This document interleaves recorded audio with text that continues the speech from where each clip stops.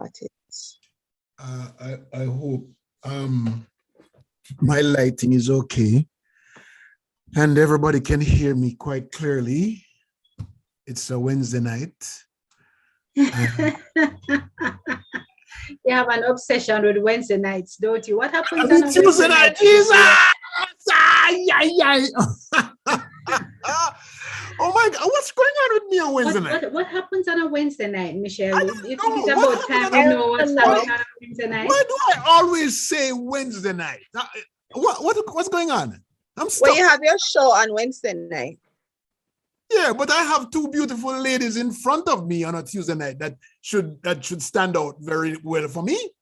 Oh, I'm still going to Wednesday night? Huh?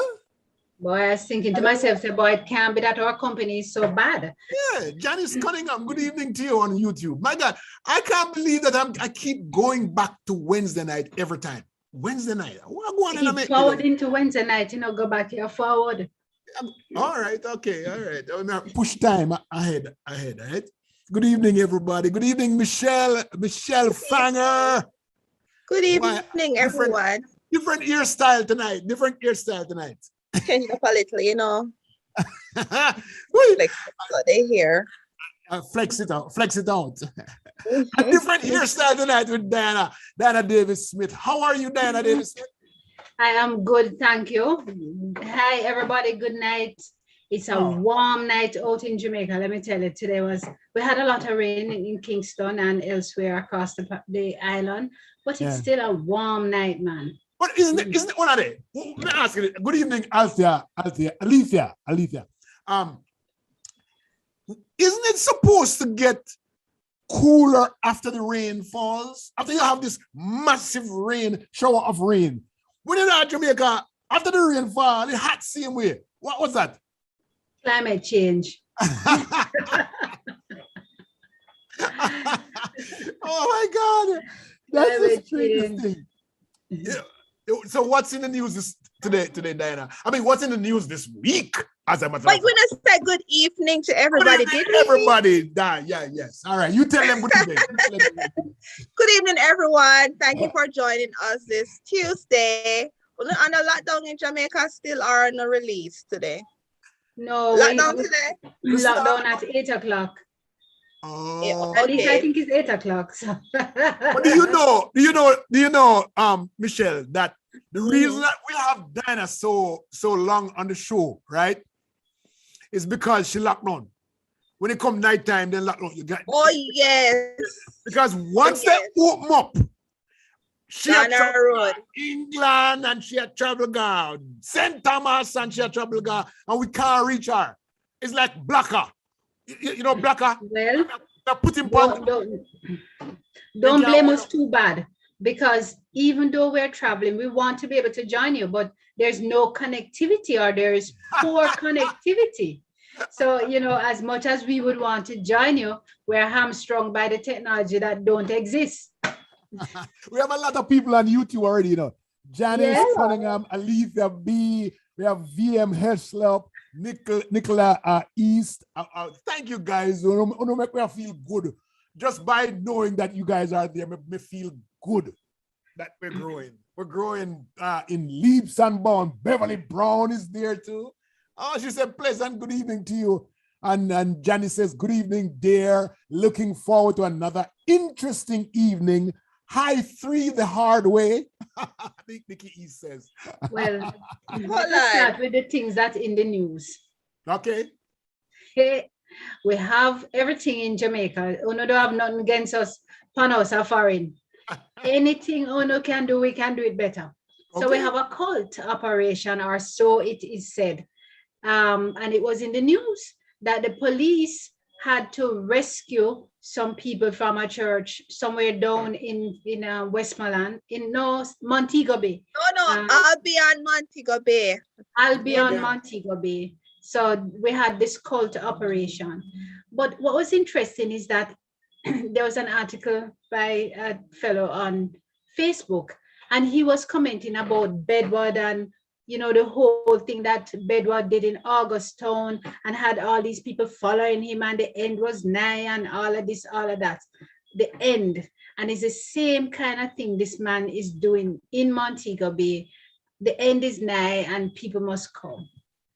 Yeah, I keep hearing like through the years of the world ending. And I know I think there was another cult in Kingston that said the world was ending and people should sell everything because Bedward. it was Bedward. What? But it is like people just ignore it. Like it happened and people just ignore it and then it just get worse. Cause this one, like my question is, why do these people have an audience? Why did Jim, that guy in Guyana, have an audience? Why did that guy over in Texas in what did the place name have an audience? Why do they have an audience?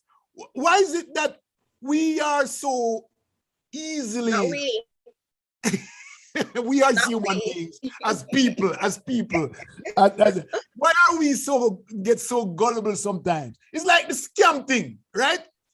People want to get rich quick.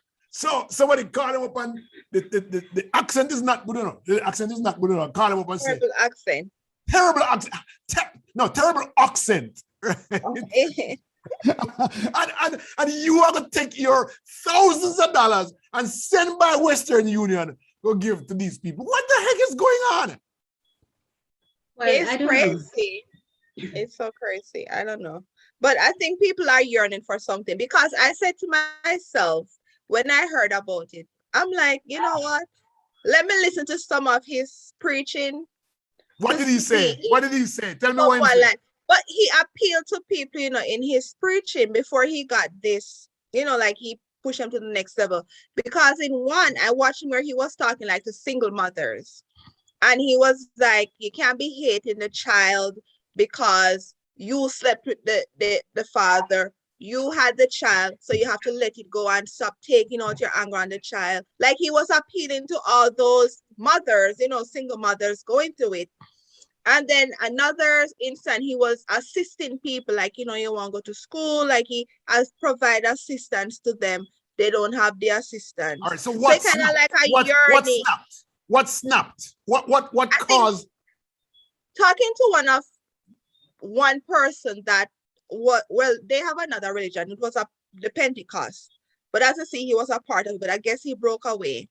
So what she was explaining to me was his pride and ego. You know, like when they feel like he's getting too big, got the better of him. So each time he pushed the envelope and then nobody, you know, checking him. Did anybody die? Did anybody die? Yeah, 3 people died. 3 people dead? Yeah. And they wanted to kill 144 people. That's the amount, to represent them 144,000 that's going to heaven. That's what I mean. I didn't know that. Right. Well, I saw the 144. I thought it came to that too, the recognition of the 144 that is supposedly only going to go to heaven. But to answer one of Michelle's question, and I struggle with that too, why is it that people buy into and embrace these kind of teachings or these arguments? And it is perhaps the same premise on which politicians get you every time. Alethea just said people want to belong. Yeah. Yes, that is true. Yes. So not only do you want to belong, but you want to feel like you are useful or somebody cares for you. Yeah, and so he comes and he's speaking to the single parent and he's encouraging them and pointing the folly of their ways, you know, build their trust and faith in him. And then he just, like Michelle said, push the envelope and just get ridiculous and take it to this other level. But as long as people remain uneducated, and don't say uneducated because people gonna misunderstand. When people say educated, they think go to school to get a degree. So explain that part, because a lot of them were bankers, police officers, teachers, and they were misled. Uneducated in terms of academic qualification, but as long as you are unlearned in the areas that you're discussing or is being discussed with you, you need to be able to engage from an informed perspective. Let's put it that way. Yeah. So you're going to talk about something in the Bible, rather than an educated person, an informed person. Yeah, informed, because that's the same thing I said when I thought about it today. I'm like, he's not different from the young men in the community that say, all right, we go to badness. They go turn to the area done. Because you know what? He provide protection, provide them food, and just such. From a different perspective. A more trusting person. Exactly. So it's like they're yearning for something and something is missing. But how do you give it to them? Because even though most of them understand the Bible, well, I don't think they're ready to understand. It's like you have to really understand the Bible so you're not misled. And a lot of people, like, you could use the Bible to manipulate anybody, which has been done over the years. Because remember, with slavery, it was a Bible that they used to tell people that this is your lot in life. And a lot of people accepted it. So now he used the Bible because the ark, really? So this big flood is coming. We know with climate change and we see all the flooding, like even UV burned, and he said it was signs, like it was a sign of the time. That's why the UV, remember UV burned a couple weeks ago? He said it was a sign, and people believed him that it was a sign. Alita's dropping some nice phrase and quotes here. She says, cut leaders have people skills.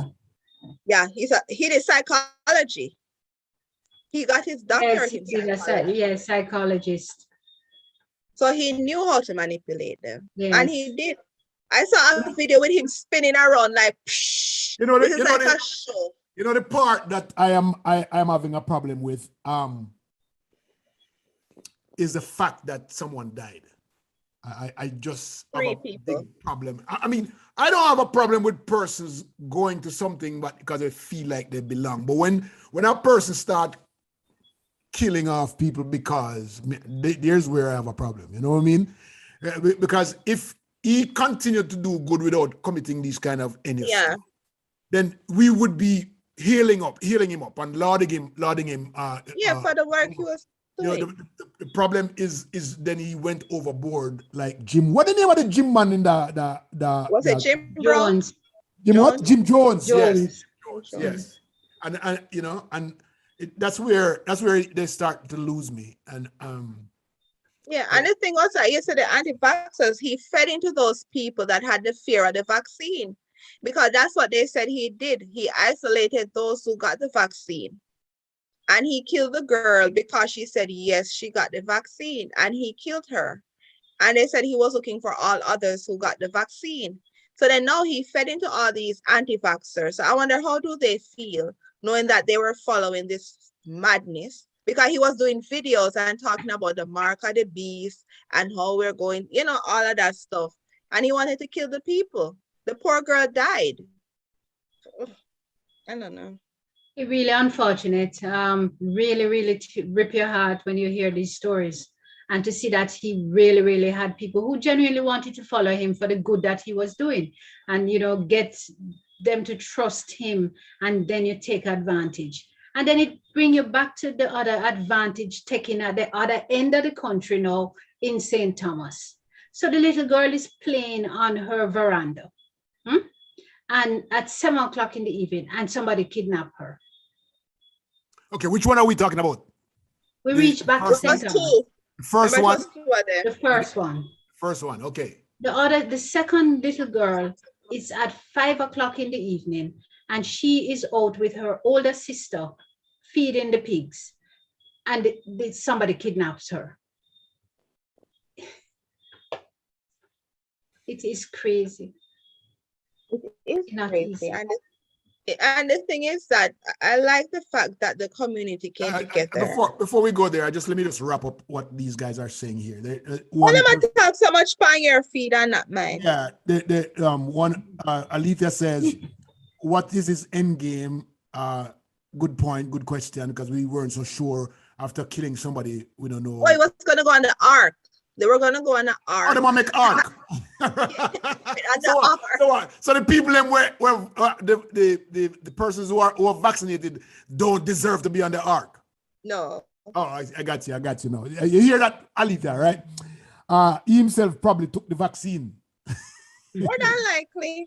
Oh, you're reading from mine too. So Algenia says some religious people use Is he able to ideology see the that feed mislead. from all of them in one, Michelle? Okay, so that's why it's reading, man. Okay, go ahead. Oh, all of them. Oh, sorry. Oh, okay. I'm sorry. So what are they? That's fine. Continue to read. Get it Oh, out, Gina. okay. You go ahead and read Algenia because I thought it was okay. I thought it was YouTube alone. I was reading. Okay, Algina says some people use a religious ideology that misleading many and commit crimes in God's name. So sad. God isn't pleased with such humans on earth. Yeah, that is sad. I know what's so funny. One of his tape, he said, "There's a lot of false prophet walking this." He literally said, and everybody was like, "Amen, amen." What is the he? irony of it? So he was not. Is that Noah reincarnation? No, he's God. Oh, he's God. He's God. Oh, okay, not Noah. So why would he have to build an ark? I don't know. The flood for climate change. So that's why. The 144,000 in just want to make sure say he might bring up the 144,000 who are not vaccinated because they're clean.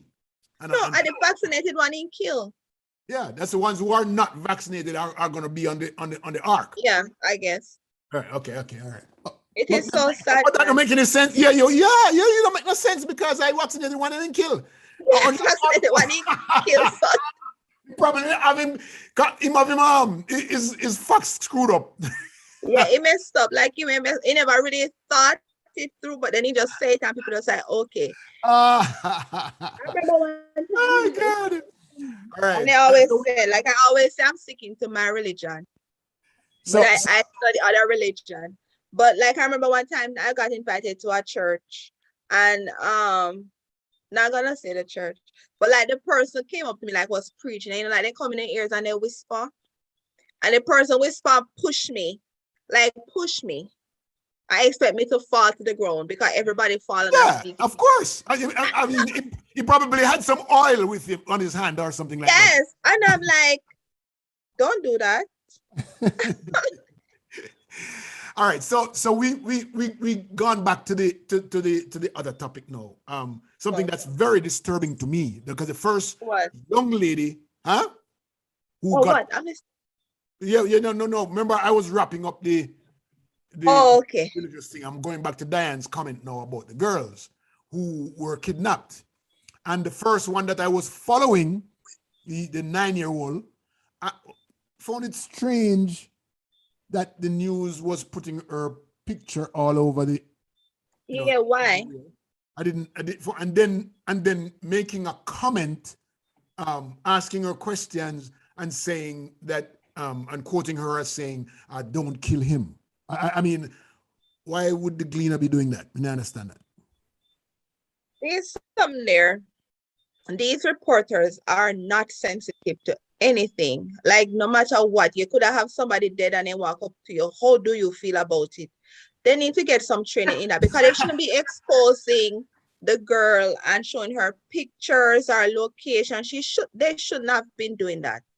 You have to be sensitive. And even when the police found and they were driving off, you see them, they try get picture in the vehicles. Like they just want to break the news. That's all they care about, breaking the news. They're so insensitive. I didn't like. I because of that I didn't watch the second thing because I was kind of not feeling too well about how explosive this young lady's image was across social media and especially on our printed media. That is the disturbing part to me. It's crazy. I don't want to find out what happened to her. No, we don't need to know what happened. We just need to know right now that they're alive. That's it. That's all we need to know. We don't need to know if I don't need a quote from her. I don't need a quote from her either. Yeah, Exactly. He got through the court process, whatever. We don't need to know how she feels going through it. Record it, make her psychiatrist record it, put it together so they can build their case. We don't need to know all of that. Because right away, as I said, people start make judgment. Oh, they must say, no, the guy. Exactly. Oh, that's why they can't find the guy. Exactly. Somebody in a relationship with it. So everybody start thinking, no, this is crazy. Is it real? Leave it alone. Question, was it the same guy who abducted the other lady, or did they know? We don't know. Because they say it's him, but then nobody don't know. Nobody knows. So Initially, I could understand the need to have the picture of the two girls up in the media for the sake of notifying the public. But I have to agree with you, Leo, that beyond that point, the constant posting of her and remarks or comments that are ascribed to the young minors really should have been set aside, regardless of how sensational it would seem. But I find that increasingly, I have to agree with Michelle that the journalism in Jamaica, or perhaps those people who are covering for the newspapers, really behave like they're just another person on Twitter or Instagram. They're not applying the principles of good journalism to the media platform, to the traditional media platform versus the social media perspective. I just don't get it. So you're right, absolutely right, and that's the problem that I had, because when I saw, I didn't follow the second one because I was kind of, I didn't like the way they did the first one, so it's really awkward. it is. And it kind of sad because so many young girls are missing. So many, like every day, 2 or 3. And I'm glad that those girls were found and the community came together. But I said maybe more would be found if like communities do the same like what they did in St. Thomas. Because too many of these girls are missing. Yes, remember that girl from UWI? She's still missing. Nobody knows. That girl who was some challenged She by her was, side. yeah. Yeah. They haven't found her yet. Nothing. Not a trace. This happens too often in Jamaica. And the teacher that disappeared last month, they haven't found no word about her. Have you thought about how these things just appear in the media, and then after about 3 days it dies? Nothing else. I mean, it's gone. It's like, no, but who cares? New story. It's like, yeah, that's what I'm gonna look for do. Enough noise the day of and the day after, and then everything just dies. It's like there's no problem anymore. Yeah, and it's sad the family alone have to leave to deal with it, but nobody cares. Like they not even have a going program. Like I know, like here, I'm not sure if Jamaica does it, but I'm just talking about here. Like when you walk into Walmart, you see the wall. I don't know if you ever see the wall with all the missing children. You go to different the CVS, Target, same way. Target, you see all these children. So anybody walking in can see and remember these faces. And if they're found, they will write on it found. And then I noticed that I see the police departments here like reposting missing people, sending out the bulletins. They know we get the warning, but they keep it fresh. I don't know if Jamaica does it, but I know that they just said they did. Well, it's just for abuse. The new 211, where if a child is abused, if they're abused, they can call the 211 and make a report, and they'll assist. There are some comments coming in from YouTube. I just read the YouTube comments. Alethea says, I agree with Dianna on posting to find them, and said it's been like that for years, the way the media has been treating stuff. Reggae Boy says, blessings everyone, great discussion, thanks for the background information on the church at Michelle. He says, not sure who is worse, the pastor or the followers.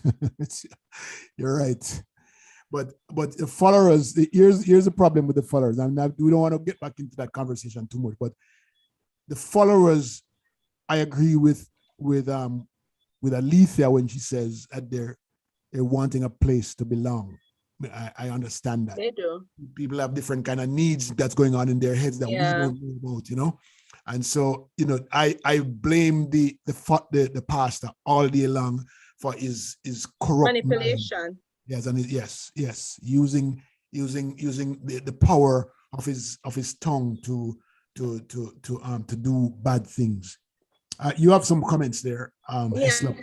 Algina said, can't hear you. Are you hearing us now? Steve says, but it was a lockdown Sunday. Yeah, that's true. It was a lockdown day. So I don't know how they were having this big event and noise on a lockdown day. Steve said that fake news. VM said they had to show her picture in order to find her, though. That makes sense. That's true. Steve said yes. Teresa said, good evening, everyone. Steve said, stop go about. Is a man do it? We in St. Thomas know what we know. Okay, good to know, Steve. Gavin said, good evening. Shelly Ann said, so true. Journalism is becoming a lost art. VM said, journalism. Yeah. Journalism. VM said, question, not to be normed, but could it be that they are selling their organs or human trafficking? Well, human trafficking is a big thing. Jamaica is one of the main depot for human trafficking, and it's a big thing that they're working on. More work needs to be done, but it is possible. We don't know. Sandra Sterling said, good evening, my favorite panelists and fellow listeners. Yeah, it is true, because I remember, because I do immigration, I remember once a girl contacted me, which will end up being two of them, and it was Jamaica. Somebody had a boat and said, oh, like, let's go party on the boat. So they went on the boat. But what that person did was literally took them to the Bahamas, tell them they had to just lay with the people and do all that stuff. After it was done with them in the Bahamas, he brought them on the boat, the same boat, all the way to New York. And somebody saw a distress look on one of their faces and said, walk with me. And then that was when, like, they figured out what was happening. Because they always said, no, you could tell by their look or their face. And I know they're running campaigns, like they have words that they could say. But it's a big thing. So you never know. That's why you have to be careful with where you go on these parties and things. Be careful and be mindful. Boy, Michelle, I want to stay on that, because it just seemed like such a simplistic action. So somebody just invite you to a party and you go out on a catamaran or whatever it is out there, just a party. And you see what happened to that individual. They end up all the way far flung, and parents don't know what happened, spouse don't know, grandmother don't know, all of that. And it just started with one simple action. Are we doing sufficient in Jamaica to educate our children? They're trying. It's not the children. It's those would be adults, who are going on both parties and stuff. Because children going on both parties, that's children. Teenagers, because 14-year-old, 15, 17, 14, who most of the parents can't talk to them or get them to do anything. But you know why? I have to look at the social setting and the economic situation. A lot of these teenagers look for these opportunities and go to these opportunities out of economic or social concerns. Okay. Oh, guys, we were talking so much. We have Dr. Brittany Lane on to talk about COVID. Oh. Yeah. Hi, everyone. Good evening. How are you? We have to see you. We have to see you. Oh, I can't turn the camera on. I'm actually not in a place that I should have my camera on. There's a lot of noise in the background. Okay. All right. All right. Could you tell us a little about yourself? Sure. So I'm Dr. Lane. I have a PhD in public health, a master's in international health and development.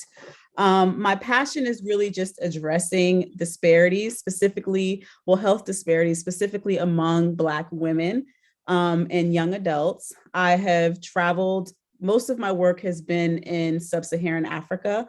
So I've been to Senegal, I've been to the Gambia, Nigeria, and Botswana, mostly studying infectious disease in a way to use that information to translate into prevention programs for HIV prevention among youth, specifically adolescent girls, young women, young men.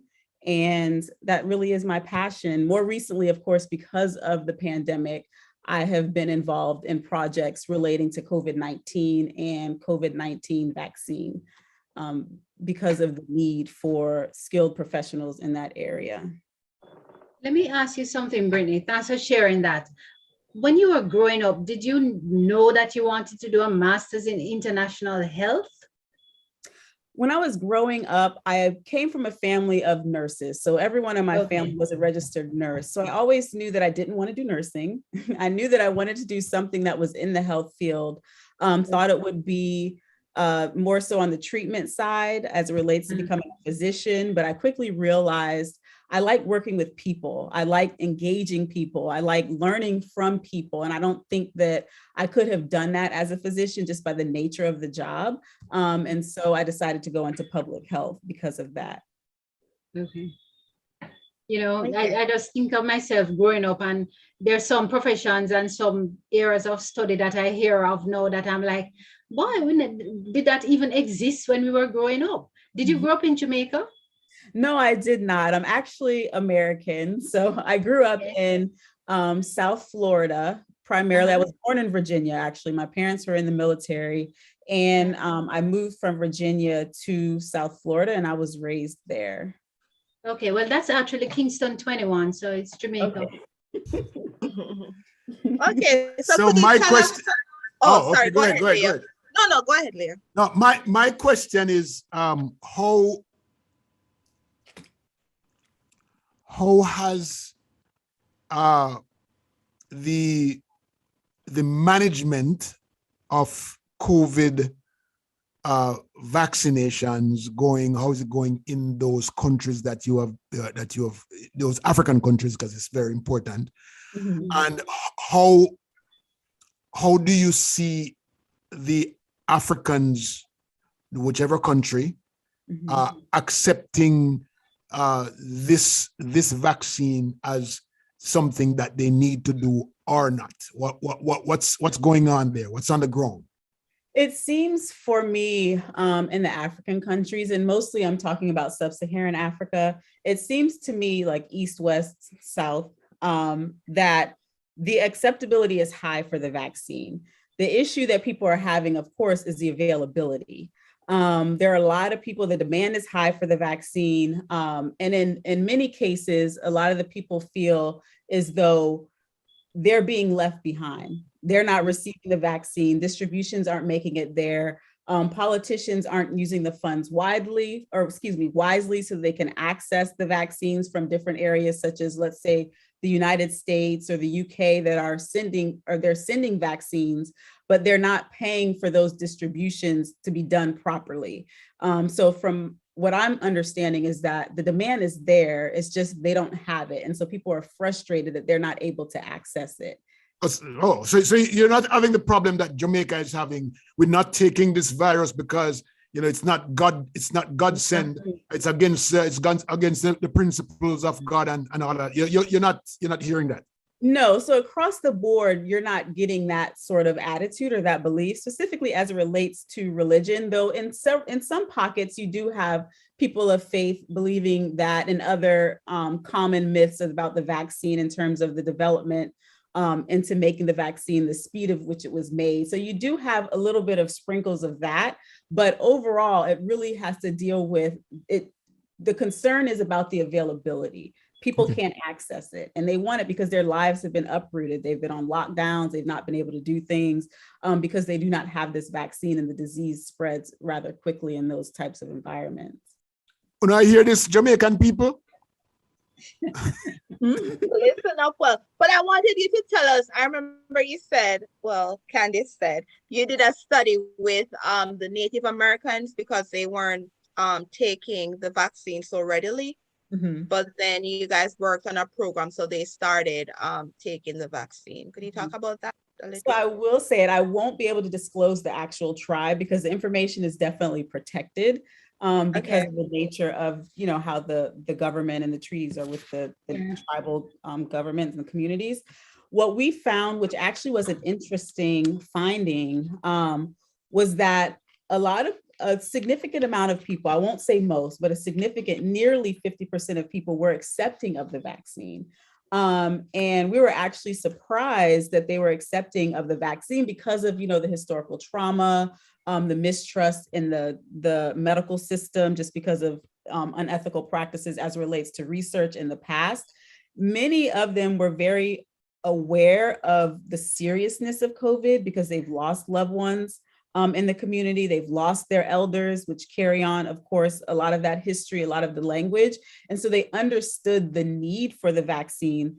The issue that they had was that they weren't really familiar as to how it worked, like the actual vaccine, how it worked. They wanted to make sure that it didn't permeate your DNA. They wanted to penetrate your DNA. They wanted to make sure that, it didn't cause sterilization. They also were concerned with the fact that it didn't, they weren't aware of a lot of the research that was done on people like them. So they felt that they were being excluded from the studies. And in reality, when there are vaccine trials, it's very difficult to get people of color, including Native Americans, of course, Black people, to participate in these trials because the trials are voluntary, right? You're not forcing anyone, you're not coercing anyone to participate in the vaccine trials. And because of, different types of trauma or experiences that Black people may have, or even religious beliefs that others may have, we're not seeing representations of our communities in these trials. And so their concern from previous trials was that they don't really know how it's going to work for them because they don't think there are a lot of people that are like them in the trial. So those are the main concerns that they had. But interestingly enough, they trusted the government to educate them. They just felt like they weren't getting enough information, and they wanted to make sure their questions were being answered. How did the education done? Were there workshops, face-to-face workshops? What kind of instruments you used to get the word out to them? So based on those findings, we realized that there was a need to have in-service trainings, specifically for employees in that community. And so we did develop curriculum, of course, addressing a lot of the concerns, a lot of the myths or misconceptions that people had.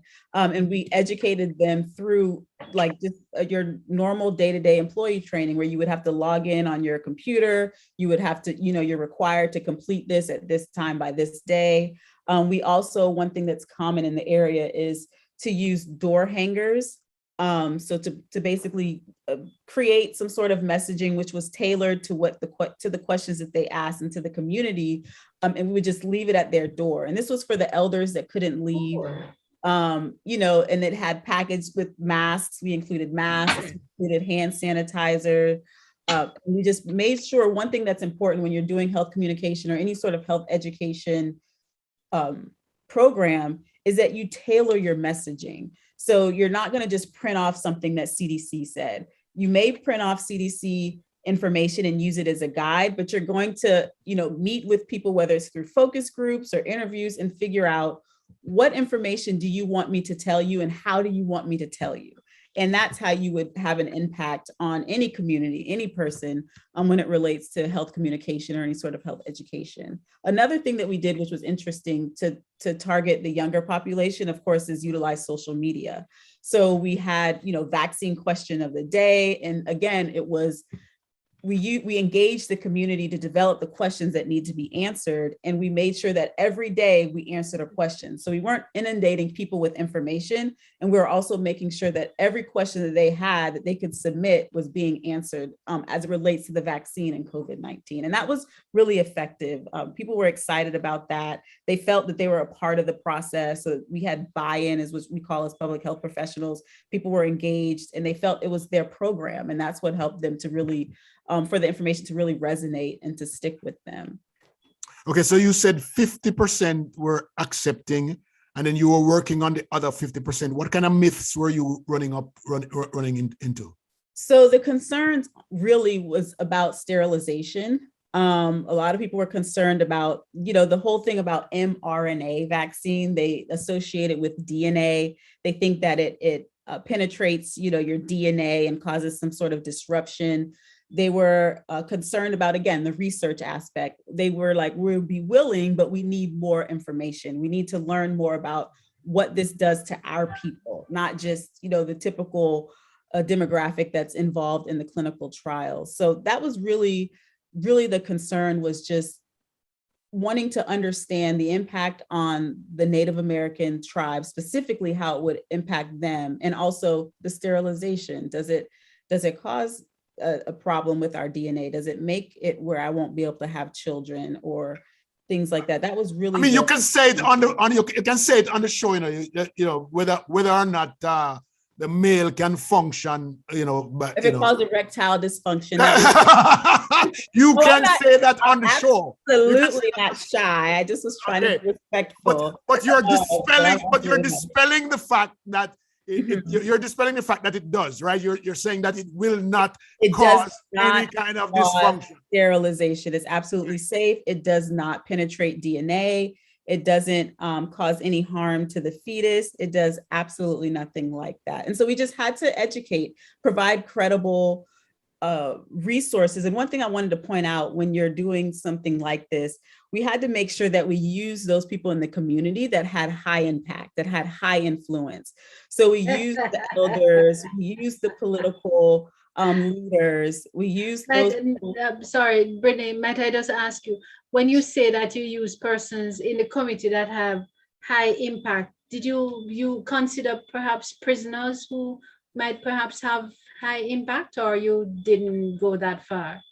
As in criminals would have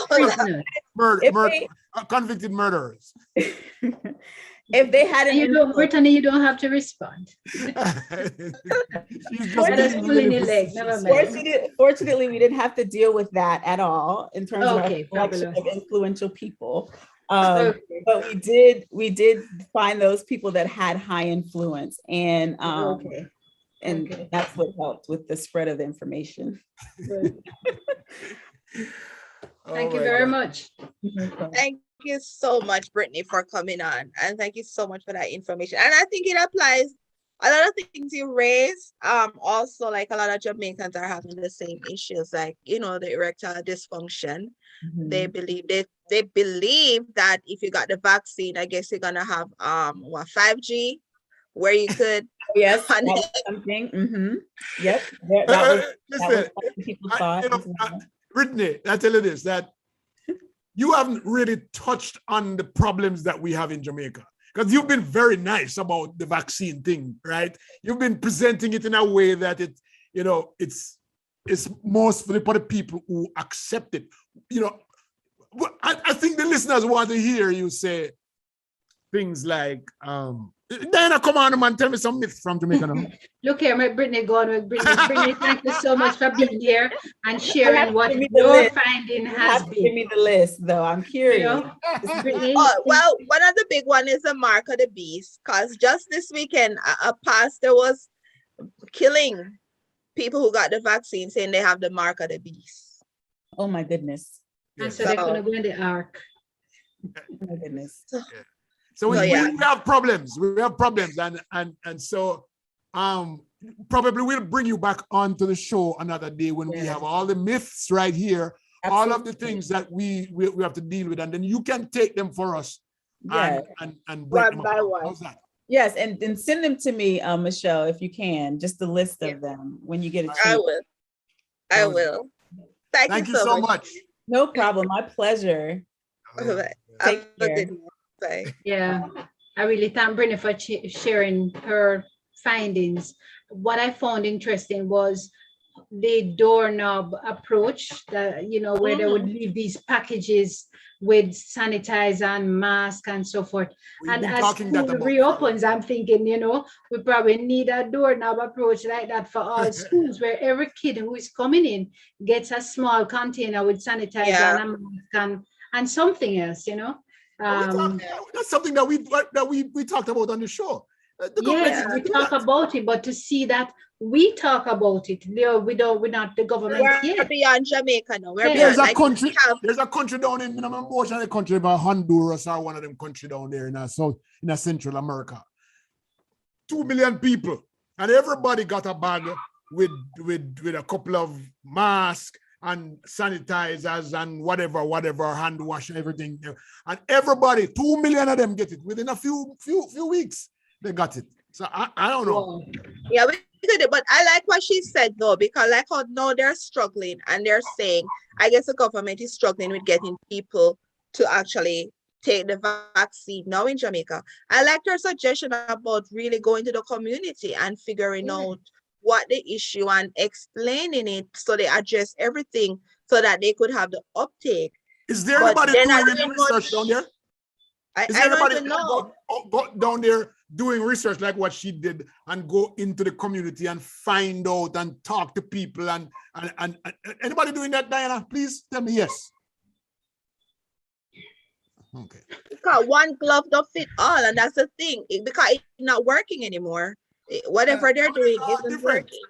Yeah, we were just talking about that the other day because you talk to some of the people down in St. Elizabeth who we can't understand. Somebody from St. Elizabeth have to talk them language, right? And the one of my St. Mary, we talk good, We talk to them. Yeah, and because they We don't have have to the go at the problem with bar. those. They have to go at the bar and have their little Right. drinks And and talk to them when they might play domino and they explain to them this is why, I have the pastor, not that pastor, but other pastors, church leader, you have the postman, all those people involved to like get the message out. Because if they're not educated, the only thing that they're hearing is from the persons who don't know. And the person who don't know is giving them bad information. And so therefore, there's nothing to counter that. So nothing. What do you think? Exactly. Because even though, like I just said to two anti-vaxxers that's always sending messages, and I said, you know, that pastor, he was the biggest anti-vaxxer. And he said all those vaccinated should die. What are your thoughts? Send them go down there too. One person say a lie. The other say, oh, that's all they follow though. That's the people you guys are following. Like these people that come up with these ridiculous things. Because even one of his tape, he was talking about the driver's license and how they're coding. So in Canada. code. Yeah, so they're taking a picture of. And then the government of Jamaica, they come with NIT and they go the same thing. And it's coming. The time is near. And people believe. That was him. All right. I tell you that. Like we just have a whole potpourri of things that we're talking about. So we have another hour. So what are we going to focus on? Are we going to go back to why Michelle, I was enjoying your dialogue on human trafficking. On the human trafficking. And I think, that it is something that we need to be having serious conversations about.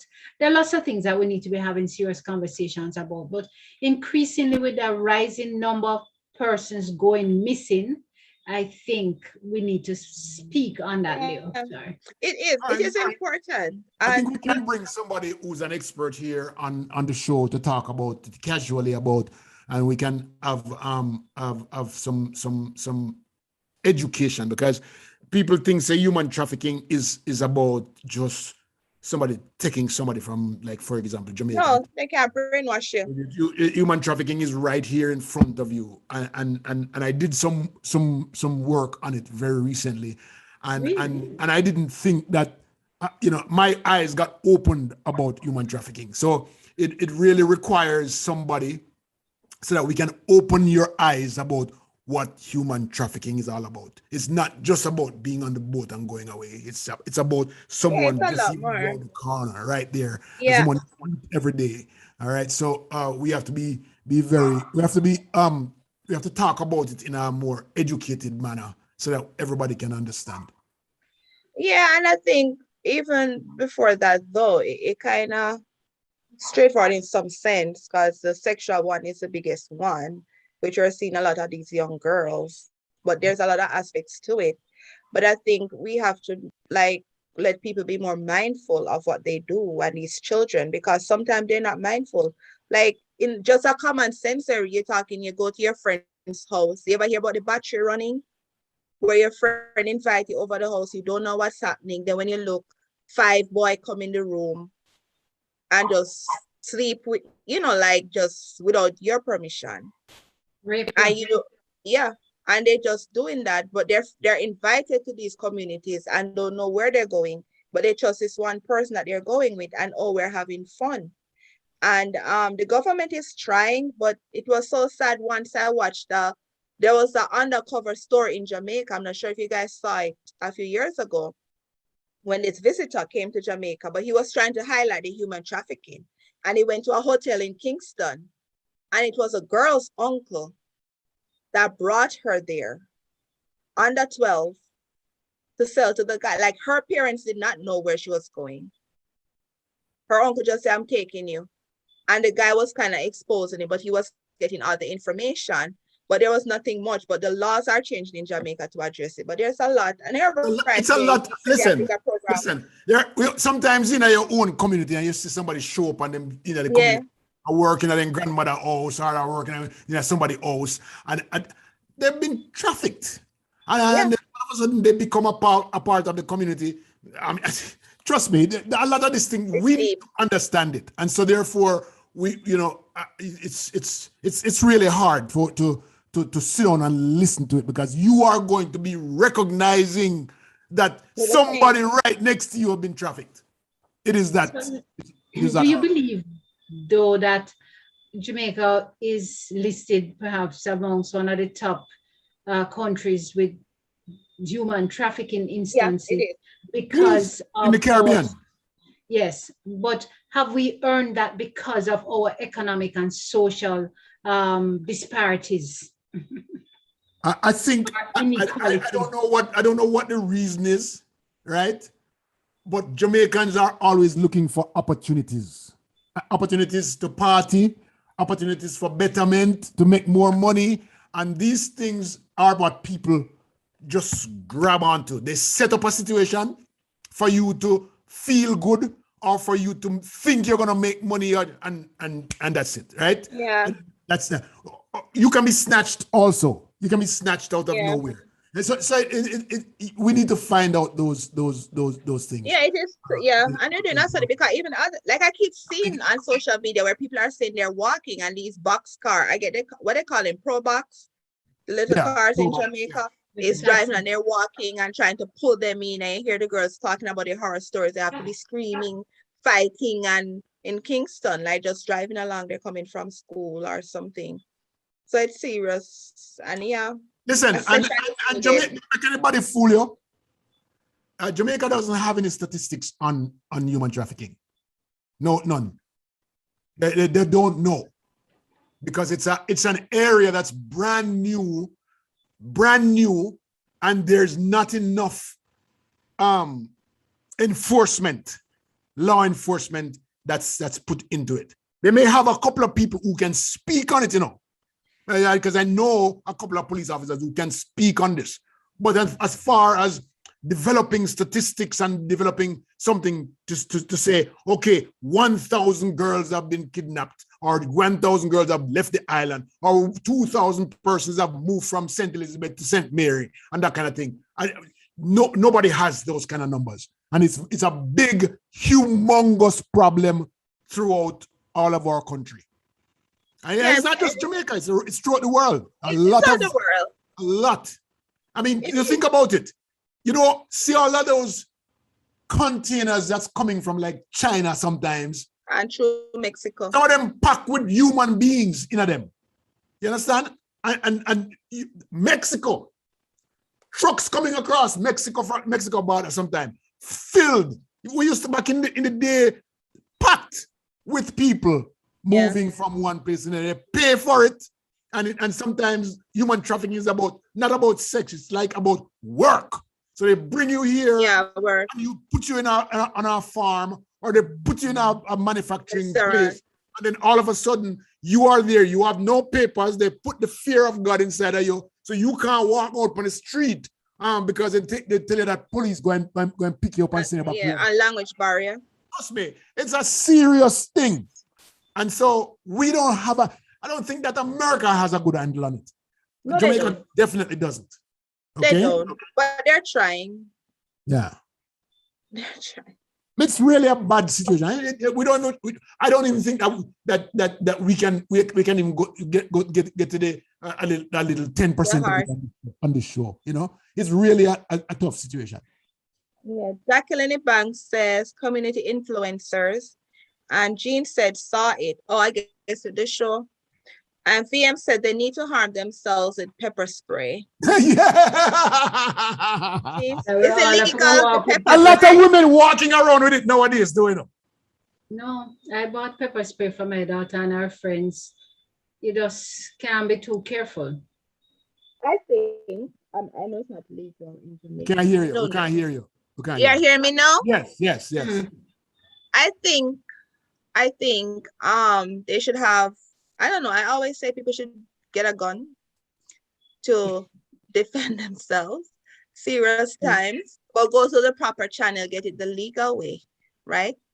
Go get your training so you know how to handle it, how to use it, safety first, and then go apply for your permit. And I've seen a lot of videos where surprisingly this really helped. A lot of people have their gun and just...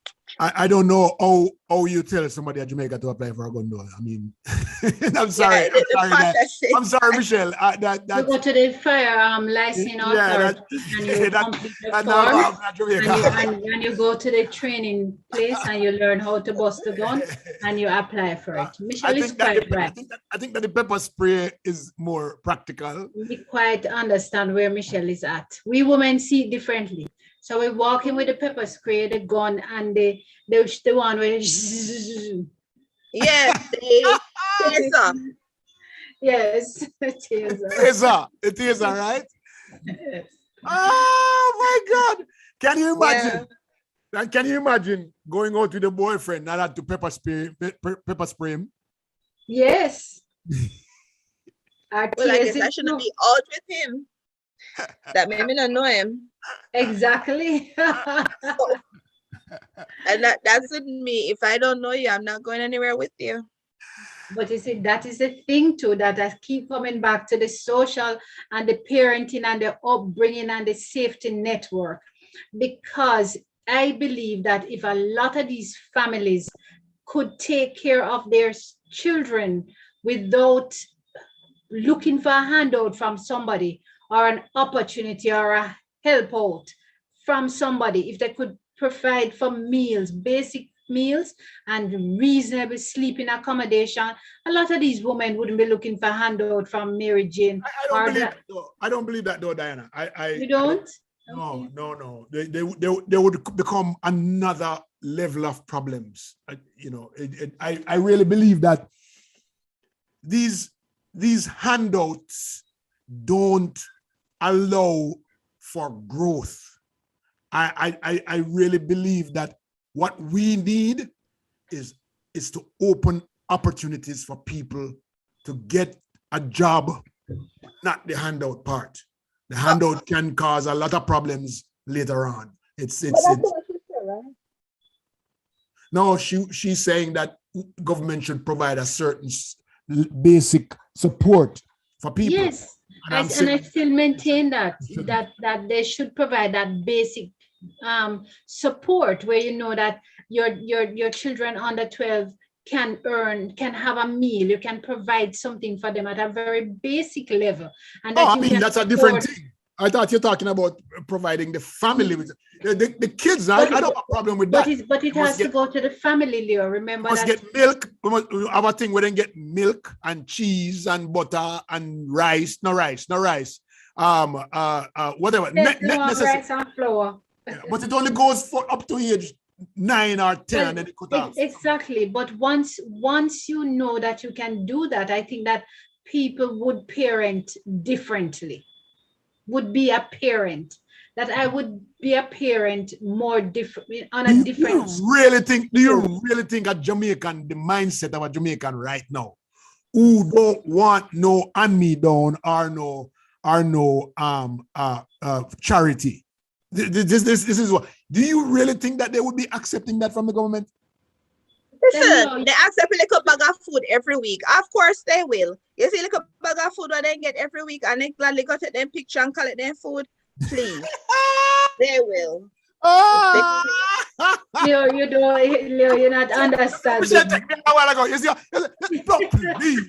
Yes, Michelle, tell him there. No, Leo, yes, there are significant numbers of Jamaican families that would welcome that kind of an assurance that they can provide a meal for their child any given day. When COVID started, for example, you know that the government still and a lot of schools were still cooking lunch, even though COVID was keeping and no school was keeping. The schools and the principals, knowing what the challenges were in the community, were still providing a meal. We Jamaicans do. I do remember when we didn't have when we had a tenement yard and there's fowl around in the yard. And I remember how we used to get egg. Anybody remember egg? Anybody know who forget how to get an egg out of a chicken when you wait for the chicken? Huh? You push the hand up in it, but well, my grandma used to do something when then come. Is that it? Anybody ever take an egg out of a fowl because you don't have enough for breakfast? Yeah, you know that the fowl is ready to lay. Anybody ever would tell us people? No, my grandma used to do it because she used to sell egg at one point or something like. It's not this finger. It's not this finger. I don't know which one. That's what I remember from childhood. This is the longest finger you have. I remember from childhood. She used to do something. Yeah. And you put it in and feel the egg, the warm egg, and you pop it off from wherever the embryo, the string. You pop it off the string and then pull it out. And when it comes out, when it's coming out, it's soft. But as soon as the air hits it, it's hard. Anybody know that? People, help Dianna for me now. Help Dianna for me. Uno people. Because we know about hungry business. Remember some comment. Yeah. VM Health Officer, they need to harm. I read that. Make your own. VM said, make your own. VM said, Michelle, the gun is not going to help the children. Exactly. Beverly Brown said, is it true that 42 members of the Jamaica Constabulary Force, the police, are in custody? They're also members of the pastor church. 42? No. 42 members of the church in custody. They never said 42 of them were police officers. No. Oh, God. I almost scared because that sounds like a big like number. A coup. Yeah, Beverly Gordon said, until people's basic needs are met, it is unlikely that they'll be motivated to aspire to higher values. Beverly said, is that my Beverly Gordon taking up for somebody else other than me? It's our Beverly. It's our Beverly. It's our Beverly. Our Beverly. Yes, they will accept help. Lorna said, Michelle, let's do the pepper spray for now. Some of us are not good at controlling ourselves. I don't know if in the middle of a heated conversation, everyone can control themselves and not pull out the AK. Who said that? Lorna. Marlon said, back in the days, they used to. I guess the egg thing. Lorna said, Leo, you just do a digital. Put your middle finger in the butt and manipulate the egg out. Yeah, I think that's what my grandmother used to do. Yeah, she used to put her. Dianna don't know that. And Dianna does not know that. Beverly says sounds like animal abuse. I will make people do all kind of things. Oh my God. You know what? Chicken not ready to abuse. No. Not ready to pass. Are you hungry? Are you hungry? Abusing the chicken. You hungry and you want breakfast for you and your kids. One egg can serve for 2 or 3 people. Where else I say? Yeah? Go get it. Make some mint tea. Huh? Make some mint tea and piece of bread. You can't have breakfast without egg and bread. You know, one little piece of egg between two pieces of bread makes a big difference. One little piece of egg make a big difference between two pieces of bread. Believe me, mentally. Beverly said it was 42 policemen.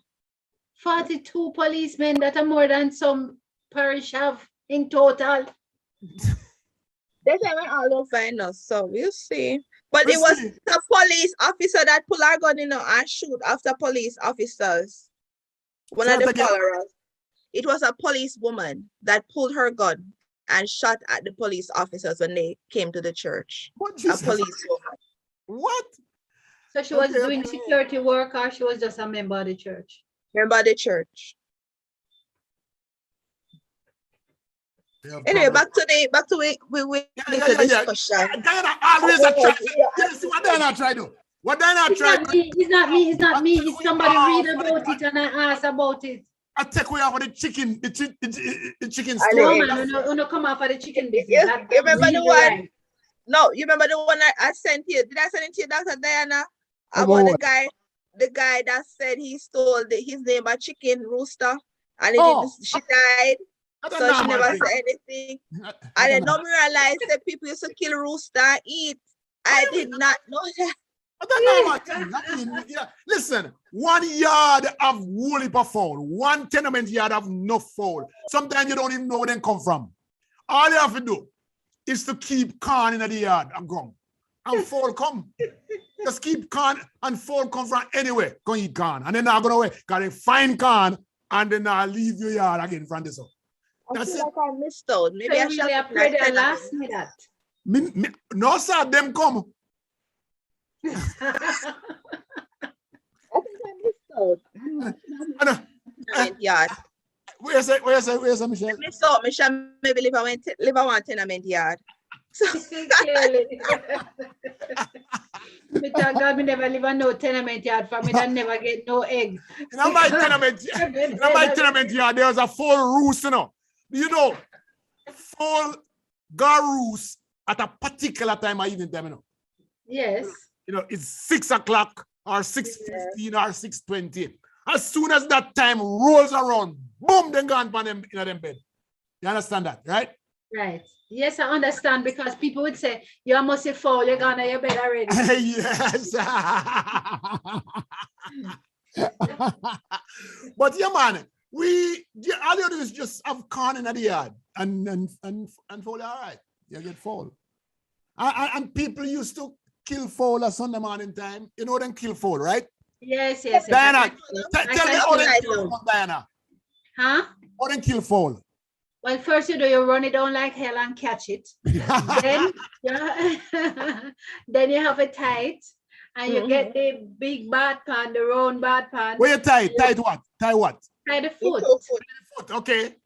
You tie the 2 foot, and then you put it under the pan, and you pull out him head and chop off him head, and the rest of the body under the pan. You wicked. Yeah, that's how my granny used to do, and it flap around, and then all that blood, and then after you have a pot of boil with water. Did you ever see the head gone and the chicken around? No. Because I was tight good. We keep it under the pan, Leo. What's wrong with you?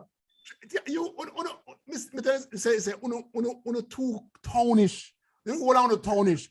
If them 2 foot that are tie and you lift up that pan, that fowl gone without head. And you can't catch it back. You're wicked. The tenement yard still exists? Is it what? The tenement yard, it still exists or gone? Your tenement yard. Gone. I went like Michelle want to Airbnb down yes. I went there the other day. And gone. Yes, so we can come to Airbnb down there. I say, life. I don't understand. Oh, you never see a fowl run without head. How we tie good? My granny tied well. Anyone who listening can tell me if you know seen that happen. Come, DM said we don't want to sound that like me. sounds abusive, Leo. You know what? We need to stop before the animal rights. Yeah, right. People then come down, boy. come after we. Achoo. Like other day, business said they saved 2 calves. Tell me about that. them. I saw you send a couple of pictures of 2 calves that were really skinny. that were rescued by the Hope Zoo. So they went to What do you Hope mean Zoo. by rescued? From who? From what? They just post it because usually they find stray animals or like snakes in people's yard or whatever. So they rescued them and brought them. So now they're gonna feed them. Today they were giving them a bath. So then go well ready. So that was good. I lost all of the comments on my phone. Oh really? From I YouTube? don't know why. Yes, I lost all of them.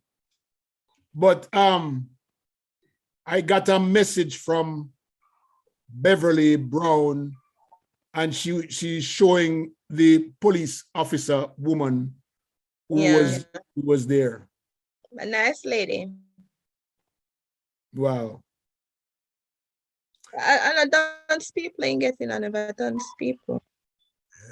I mean, one day, uno da far, no get all I news, I no get all I video, them I no get all I picture, me don't have me one. The one good thing is that we get everything that that you don't Are you get. on Twitter? Yes. Do you follow Nationwide? No. Oh, Nationwide Loop. Okay, I'll look for Loop. On a very positive note, the CXC results came out, and so lots and lots of little people are celebrating their accomplishments. And so I have a particular bias, and I want to use the opportunity, Leo and Michelle, to congratulate Dana Lee because she did very well with her exams. Oh, your daughter, yes. Yes. Well, congratulate, but she's in college right now, right? Yes, and in fact, she's watching us. So, congratulations! Oh I my hope you're gonna be a lawyer. Dana. Congratulations, my lord. Oh my! Hey, listen. That woman is a fighter. Dana. Oh. Let me tell you something. Miss I never met her. Miss Yarna wants sack race, right?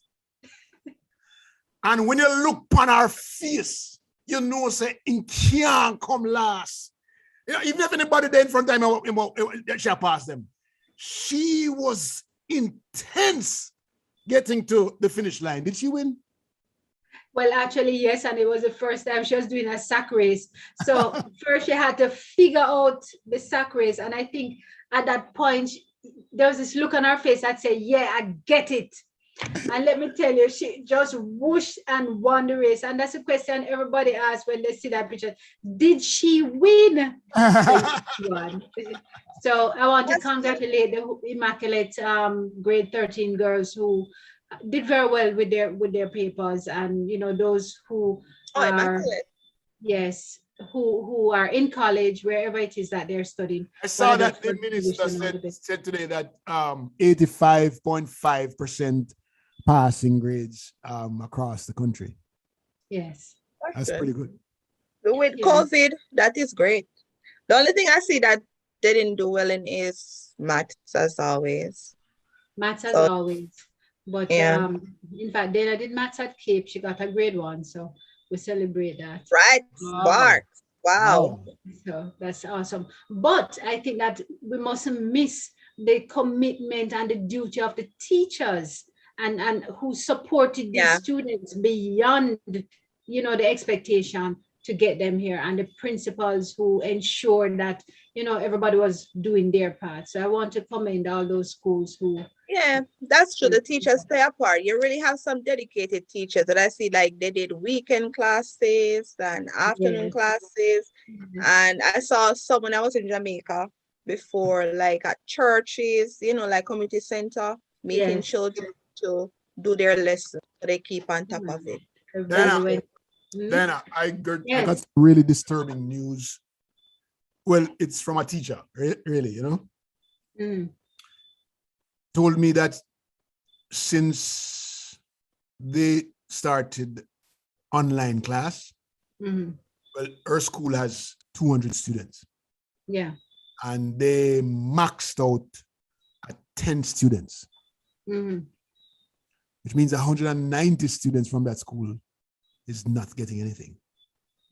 And she said to me that the numbers that we're hearing now, I have to go by what the official numbers are, right? 35% students, 33% of students not getting care, right? Education care. But she said that the numbers are flipped in reality. And he says that most teachers that she has talked to, they're not getting more than 30 students in the school. For the school each week. Well, and, okay. So what number is flipped? The pass rate or what is flipped? No, the presence of students participating in online. So what Leo is saying is that the official report tells us that between 30 to 30, let us say 33% of students are not participating or have not participated for the last 19 months within. But I don't know why Leo is bringing it up with me, because I'm not the Minister of Education. no, you are the Prime Minister. You're the Prime Minister. Well, I'm going to say I'm the Minister of Education, so I'm going to start there. Okay. But the next thing, and I understand what you're saying, Leo, and it is perhaps not 33%. It is perhaps higher than that. I don't know what it is, but it is higher than the 33%. If one was to just do a little dirty survey, you will find out. However, if you look at the private schools, you will find that there's a higher level of participation. Right. So when you put them into the wash, you're going to get a not so bad a percentage. So when it suits you, you combine them both for the statistics.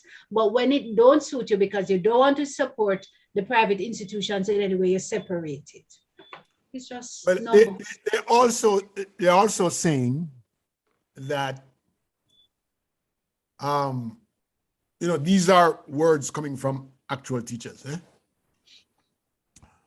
that the numbers,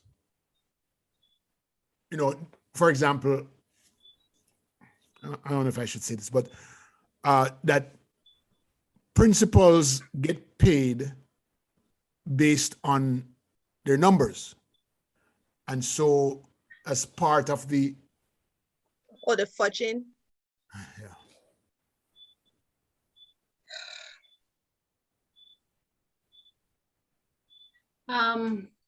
Teachers don't get, but I don't know if there's been some adjustments, but usually teachers get a set pay. I know. It's a premium, but the principal we're talking about. Yes. So I don't know. Yeah, I don't teach. I'm not a teacher, but I get these information from my mother, who's a retired teacher, that have people. And she did express to me, like in one school, like we're talking about the maths pass rate. And she was explaining, like one of the high schools, the teacher said, like out of, I think, 200 and some students, I think only 19 students show up to class. So she's only recommending those 19 students. They want her to recommend more, but she's only going to recommend the 19 students because they're the only ones that show up to class and they're the only ones who know how to do the work. Yeah. And I think they need to stop just sending students' name up if they're not attending. So if they understand attendance is important, maybe that could help. I don't know. Could help. That's a problem. It's a huge problem if this is really going on. And Well, I don't know. We have a new school term starting now, and probably another opportunity to do things differently, to improve, to ensure that our students are not left behind any further. Because I believe that they're already left behind, but it's not to have them any further behind the rest of the world. Don't know how we're going to do it, without connectivity or without putting the No, no, things in I feel that. I feel that. We just like gonna support the dog. Go tap it dog. But I was thinking, Dr. Dianna, while you were talking, like my friends that have their children that just started high school, what I've noticed is that they put the extra effort in. Like they make sure they wake up early, get dressed, that they're, in front of their computers doing their work. They follow, like typical parents, despite it not being in the classroom. So now they are doing their work. So I'm thinking, why can't these other parents, like despite connectivity, which I guess they can if they go to other areas, just be on top of their children too, to attend their classes. And if they have issues, reach out to the school to have the school see what they could do to address the problem. But Because within parents this, have to play a part too. yes, parents have to play a part, but you have to understand too that there's some parents who just can't play the part at the CAPE level or at the CXC level. And there are some students who can't get online because they don't have the internet connectivities, or they don't have the instrument or the gadgets that they need in order. And there's some students who just cannot learn in that format. It's a lot of problems, eh? We have to factor in all of those Just open up his school. Just open up back school.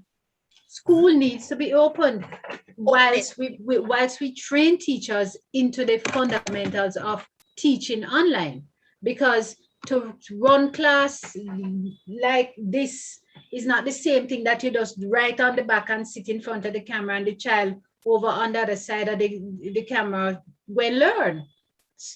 Learning, teaching and learning has to be different online. Must be. Yeah, I think they should open up schools. Yep. I've been saying that since September. We need to open school and put the proper things in place. Make sure that them have supplies. Make sure that them have masks. Make sure that them wear masks. Use up the students, the fourth year and the third year students in college now. Make them go up and teaching practice and help out in the school them. Them can use that. They can do that. Yeah, somebody mentioned the shift system, if that works. Shift. Yeah, I mean, yeah. Well, yeah, we can go back to shift for a while. Some people have to do that. Reduce face to face. Yeah, and I think even if you start with the rural schools and look at the numbers, like where you have a high infection rate, and that area can definitely open, but they have the same precautions in place. But you know that the likelihood of infection will be less. But you still have, the mask wearing, sanitized, like social distance. But look at the numbers. Because if like one rural area might not have anybody with the, you know what I mean? But they have to do what they have to do. Work with the principal. And guess what? Masking might just reduce the whole heap of girl boy play what's going on, because we're not gonna get for one other face more like so, but I think say, oh you're beautiful, so you look on mask. Say you're beautiful, mask. Your mask beautiful. But yeah. But on a serious note, they should, especially with people not wanting to take the vaccine. Like what they expect to be the outcome. You can't consult the government, with education, what the outcome is gonna be. We have to look down the line. The next couple of years, we have people who are not able to help themselves. They're going to go right back into the banana boat days. Banana days. And sugar cane. Well, if there's money in it. Madam Prime Minister, what say you? It's effects. Because what I'm saying is that during those days, people never really care whether or not them read and write. A lot of people never care because they come out of school at 15 and they go work in a banana plantation or they go work in a banana. Look here, we don't have no banana plantation because most of the cane fields have been converted to housing. So we have no cane field for to go plant it, so no better find something else to do. Oh my God. I saw. It's 10:23. Let's wrap it up. Okay, let me wrap up. Let me read the final comments. Yes. June said, congrats, Dianna Lee. Beverly said, congrats, Danielle. Sandra said, congratulations to all the students that faced obstacles, including COVID, and came out on top, passing their CXC. Hats off to all of you and much blessings in your future. Sandra Sterling said, congratulations. Sandra said, parents can also volunteer. That is true. Parents can volunteer. We don't want the parents in Pande more cause problems. We don't want the parents in Pande on the school premises. We don't want them Pande. Get the student. No, we have to take some of the parents because you have some parents who are retired educators. Oh, yeah. Them the one there. Go for Ivan. Go for Ivan. Make sure exactly. Ivan. So we need those parents to come to That's a different breed of pit, you know. That's how she said, different breed of pit, you know. Can't deal with it. Oh, good. My God, this is too funny. That is funny. Who else? Any more comments? Dana says, tell everyone I say thank you. So Dana sent me a note to say, Mommy, please tell everyone I say thank you. Welcome. Nice. All right, wrap up, Michelle. Thanks everyone for tuning in. I do appreciate it. I do love being on here every Tuesday night. It adds something to my life, something I look forward to, and I hope you enjoyed our program today. And I look forward to seeing you on Saturday morning at 10 a.m. Eastern time. And remember, everybody, COVID is still a thing. Get the vaccine if you can. Sanitize, social distance, wear your mask. And we need to get the students back in school. So let's work on that, please. That's it. Yep. I agree with Michelle on that. We need to get the students back into school and engaged. It might very well mean that some will have to repeat a class or two, and that's okay because they will catch up and it will be worth it in the long run. So parents, don't look at it in a negative way. If you say, well, boy, the child will have to do over a term or something, or have to do over the entire school year, don't feel badly about it. I'm happy that a lid has been put on the cult used loosely in Montego Bay, and that we were able to rescue some of our brothers and sisters from such a tragedy and such an unfortunate situation. Karl Marx says that religion is the opium of the people, and perhaps we prove it when we see these cult operations. Congratulations to all those teachers and students who have completed and did satisfactorily their CAPE and CXC results. We trust that you will continue to remain focused on what it is that you do and how you do it. Michelle reminds us constantly, COVID is still a thing, it's still keeping. Go get your vaccine if you haven't had it. It's not going to kill you. It will save you a little bit, the truth is. Thanks for being here. See you on Saturday. Well, thank Brittany for coming on to the show. And yeah, go ahead. No, I forgot. Thank you so much, Dr. Brittany Lane. We appreciate it. All right. And okay, guys, see you guys Saturday morning. I'll see you guys tomorrow night. Actually, I'll be on with Dervan Malcolm tomorrow night. Oh, you're interviewing him, really? Find out about Dervan Malcolm tomorrow evening. So tune in tomorrow and we can talk. No, I'm not alone with the talk. Ask the question. No, can you post some pictures, because there's a little picture of Dervan on Facebook and little baby picture. Yes. He's got. So we'll see you again tomorrow evening and Saturday morning. Thank you guys. Have a nice evening. Bye-bye now. Have a good one. Bye.